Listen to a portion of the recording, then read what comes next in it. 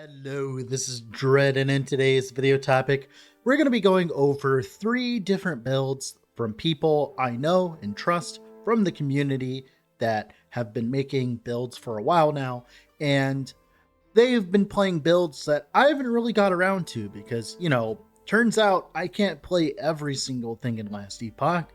I damn well try, but I definitely can't get to every single little thing ever. So these are going to be 3 builds from 3 people I trust. I'm going to leave links down below in the description. Please go check them out. They deserve all the love that they can get, as they are also parts of the Last Epoch community, especially people I trust. Very hard to find those kind of people these days in terms of content. So definitely give these guys some love.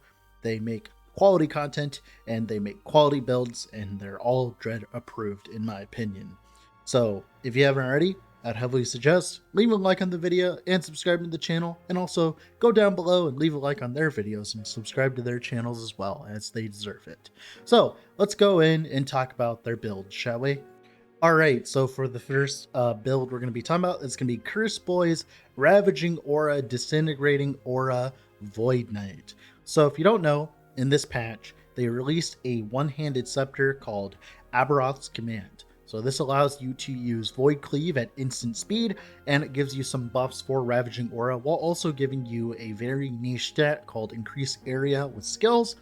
This allows you to run a combination of hammers with the Disintegrating Aura, which scales off your throwing attack damage, and your Ravaging Aura, which scales off your void damage.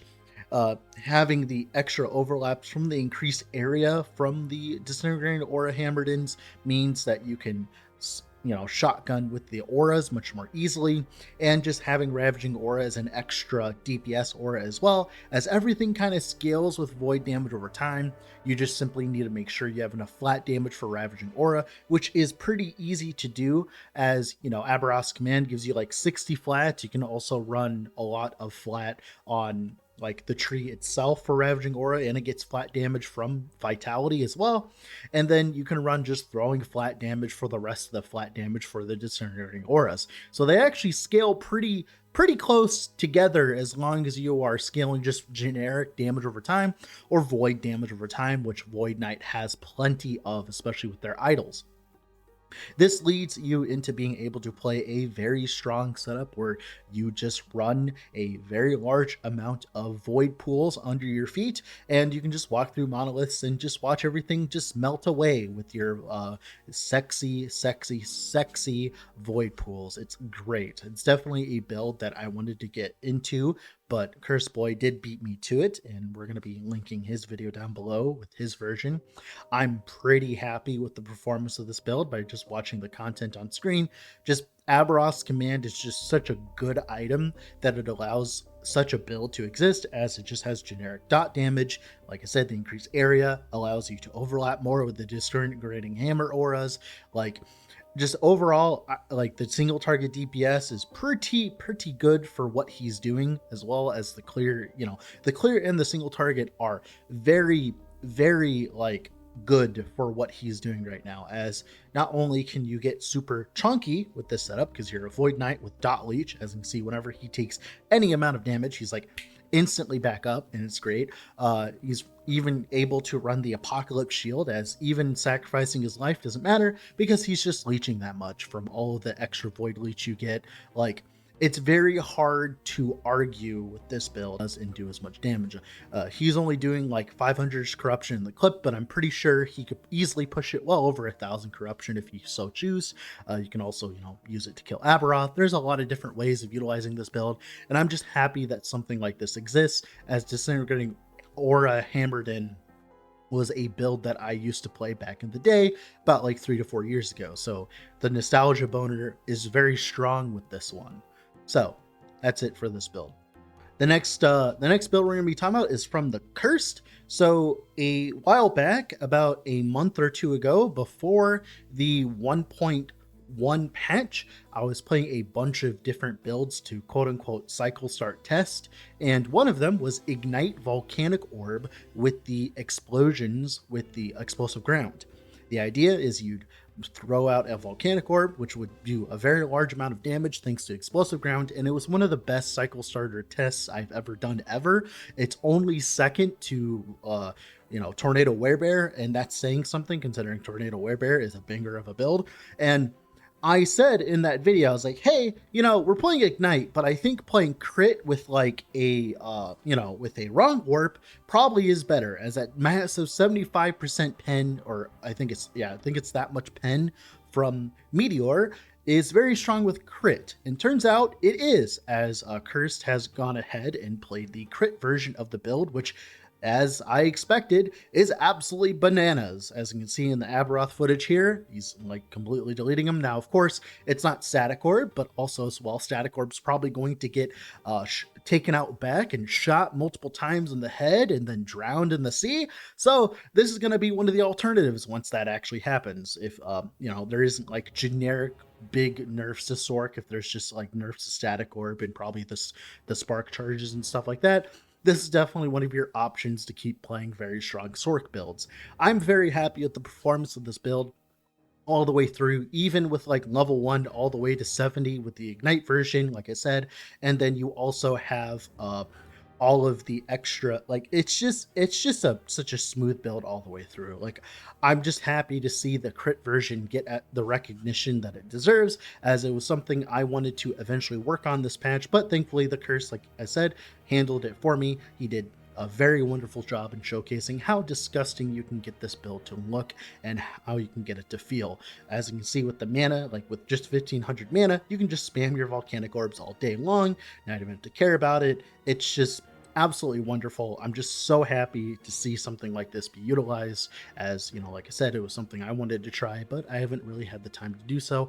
Also, so I'll be honest, Sorc is kind of like oversaturated per se in the market for people playing it, and there's kind of no point in playing it other than Static Orb. But like I said, there is room for competitors to Static Orb once that gets gutted, as it probably will next patch. So this is definitely one of the highest contenders to replace Static Orb once it gets gutted, which is great. Volcanic Orb is one of those skills that I really enjoy. Now, it does have that melee playstyle, as you can see on the screen, but I don't really mind that myself, as you kind of just drop and go, and I like that kind of playstyle myself, as just dropping the Volcanic Orb and watching the pack explode is always great. And on bosses, like, I just enjoy this build immensely, and it's so nice to see it in action finally.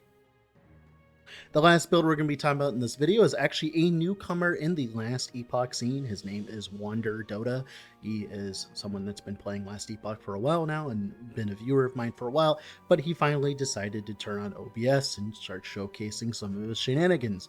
And this time around, it's going to be Shadow, Cascade, Dancing Strikes, Blade Dancer. So if you don't know, Dancing Strikes got an insane facelift as a utility skill. It got huge buffs in terms of utility, as the rhythm stacks are all just global more damage now. Like, everything's global more damage, which means if you can proc Shadow Cascade off of your Dancing Strikes like he's doing, you can, or shift or whatever, you can gain a very large amount of more damage for your Shadow Cascades, giving you an optimal way of playing around it that isn't utilizing Synchronized Strike. And as you can see, he's doing absolutely oodles and boodles of damage, and that is because not only does he get 16% more damage while inside inside the arena, he also gets the massive like 5% more damage per rhythm stack. I think it's even more than that. I think it's like 8% more damage or something like that, and that's all global. And then you can also trigger Shadow Cascade just by Dancing Strikes around. You can also use Shift to trigger it. You can use Synchronized Strike just to get the 200% bonus in damage. Like, there's just so many different things you can use with this build, and thanks to the fact that Dancing Strikes got buffed, you not only have the moving thing while you're always moving around, creating the shadows, you also have the absolutely absurd more damage, and that makes this so much better than it was before. It's not even funny, and it's definitely something I wanted to look into, but I'll be honest, I'm not very much of a rogue fan, so it's nice for Wanderdota to go ahead and play the build for me instead of me having to play rogue, which lets me, do other stuff, which is great. I highly recommend this build. It's definitely one of those builds that I would definitely myself play in Blade Dancer. It's something I would like cycle start with Blade Dancer and play all the way to like 1,000 corruption. Sure, you might have to invest a little bit more into defenses, maybe here or there, but it's definitely one of those builds that I would take and push to the absolute extreme and have fun with. As you know, Dancing Strikes just feels really damn good when you get to use it as utility. Whenever you use it as damage, it feels poo poo, but in this build, whenever you use it as utility, I just enjoy it immensely, and it is a great time every single time whenever you get to actually play Dancing Strikes for what it's good for, as a utility skill, and they finally embrace the fact that it is a utility skill, which is great. Now, that's going to be it for this build as well. Make sure to go down below and check it out. He made a very nice video about it, so go check him out and give him some love. All right, that's going to be it for the 3 builds I wanted to showcase today. Just builds that I eventually wanted to play, but other people played instead, and I want to give them the credit that is due, as there's a lot of people playing Last Epoch, and there's a lot of people making very good builds in Last Epoch, and I want to give some shout outs to them and signal boost them as well, and give them the amount of love that we can give them as the community, as they deserve it, as they have been putting in an immense amount of work in the community, making pretty good builds and just doing everything they can to make good content. Now, with all that being said, this has been Dread, off to go do something else.